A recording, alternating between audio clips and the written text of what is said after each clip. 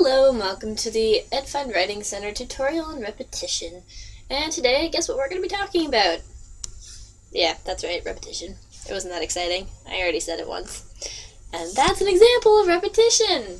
So this is a little word splash just to show you other words for repetition. Repeating the word repetition in different ways, which is kind of my horrible segue into what we're going to be talking about today. Okay. So let's just get right into it here. It is often tempting to make an essay longer because you can say the same thing in a slightly different way, and maybe it will actually seem different to readers, right? Well, unfortunately, that is wrong. People can tell when you're repeating yourself, and this is something that everybody stumbles into when they're writing. If you can't find something new to say, you might just think, oh, I'll just repeat myself, because you need to make it to that 3 to 5 page limit or whatever, and sometimes it can be really hard to do that. But, you know, you always have brilliant ideas, and I'm sure that you can always fit something new into that essay, so try and avoid repetition. So, what is it? We all struggle with it, and it can be really hard to find it in your own writing, because sometimes you just do it by accident.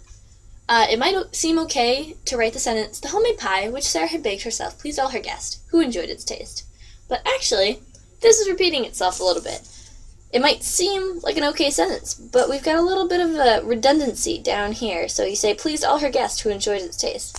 Well, when you say pleased all her guests, you're kind of assuming that they enjoyed the taste, aren't you? So you don't really need this last part because it's already implied. Right, so here we go. The homemade pie, which Sarah baked herself, pleased all her guests. A little fact here, make sure that you can't combine two similar ideas in an essay, because if you can, this is an indicator that you are repeating yourself in a sly way. So that's just a little tidbit for when you're thinking about how to write an essay. Alright. Repetition doesn't occur just within one sentence, like we already saw. Multiple sentences in a paragraph, and even throughout like your entire essay, they can be very repetitive.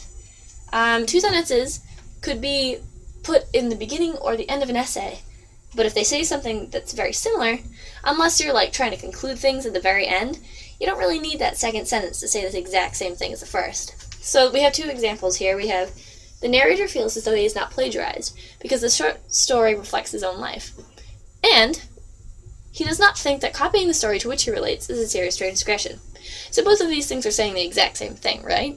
So it would be really horrible if you had these next to each other.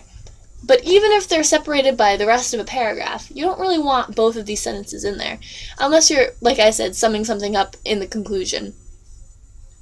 Alright, so the short story reflects his own life right here, and then to which he relates, right there, saying the same thing.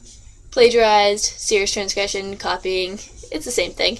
So, you know, just if you have ideas that are repeating themselves, you know that you could think of something else, and just try and, like, avoid that, because that's not always a good thing to have in there.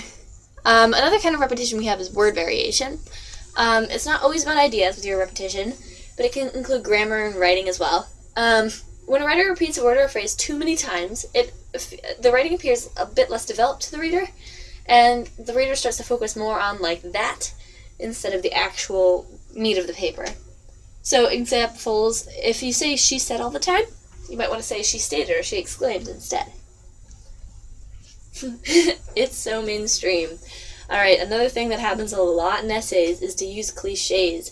And it's very important to avoid the cliches because they end up repeating themselves, or if you think that it's going to make your writing sound stronger, it always makes it sound a little bit weaker. Because if you say, the straw that broke the camel's back, ha ha ha ha, very funny, then, you know, you're just kind of just saying something that everybody's heard before, and so it doesn't seem new or exciting to people. And that's another thing that can kind of bore your reader. Another good tip to do here is to read your essay out loud, and this is for anything. This isn't just for repeating yourself. It's just, if you're getting bored by the second paragraph, then you might need to cut out and combine some sentences. It can be for anything. Just, you know, it's always important to read out loud to just know that everything that you're saying makes sense when you're saying it. In conclusion, don't find yourself thinking that beating around the bush, cliche, and repeating yourself is a way that you can sound more intelligent. It's better to save the space in your essay for new, creative, and personal ideas. And last but not least, a final cliche, just for fun. Don't find yourself going around in circles. And that concludes this little session here from the Edfund Writing Center. Hope it helped, and good luck writing!